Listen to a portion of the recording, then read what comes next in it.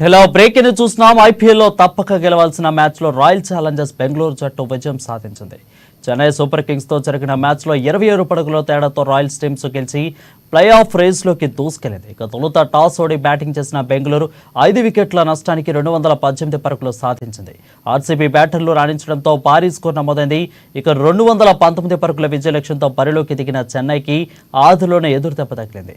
మంచి ఫామ్లో ఉన్న గైక్వాడ్ డకౌట్ కావడం, మిచెల్లో ఆ వెంటనే పెవిలియన్ చేరడంతో ఇన్నింగ్స్ పేవలంగా మారేది.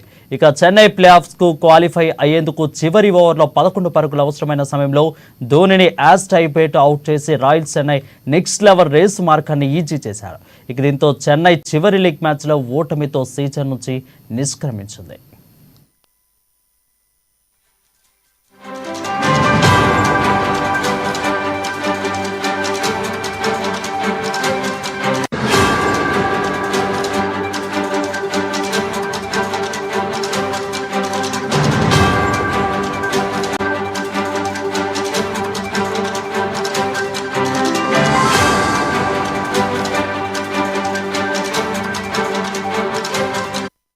హలో బ్రేక్ ని చూస్తున్నాం. ఐపీఎల్లో తప్పక గెలవాల్సిన మ్యాచ్లో రాయల్ ఛాలెంజర్స్ బెంగళూరు జట్టు విజయం సాధించింది.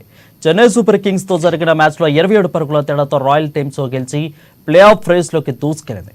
ఇక తొలుత టాస్ ఓడి బ్యాటింగ్ చేసిన బెంగళూరు 5 వికెట్ల నష్టానికి 218 పరుగులు సాధించింది.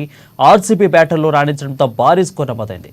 ఇక 219 పరుగుల విజయ లక్ష్యంతో బరిలోకి దిగిన చెన్నైకి ఆదిలోనే ఎదురు దెబ్బ తగిలింది. మంచి ఫామ్లో ఉన్న గైక్వాడ్ డకౌట్ కావడం, మిచెల్ ఆ వెంటనే పెవిలియన్ చేరడంతో ఇన్నింగ్స్ పేవలంగా పొందలేదు.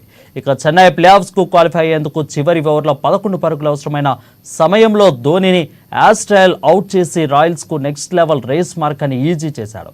దీంతో చెన్నై చివరి లీగ్ మ్యాచ్లో ఓటమితో సీజన్ నుంచి నిష్క్రమించింది.